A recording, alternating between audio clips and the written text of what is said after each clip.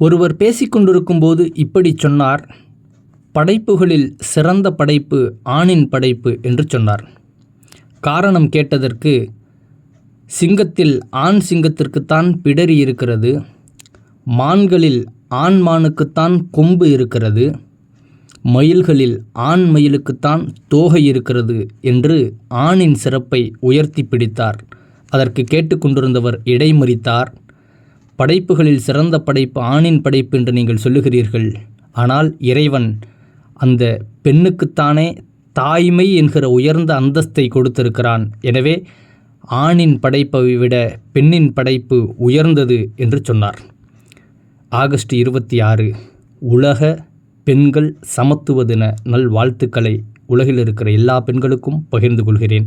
ஆம், ஆணை விட பெண் எப்போதும் ஒரு படி மேலேதான், என் தாயைப் போலவே.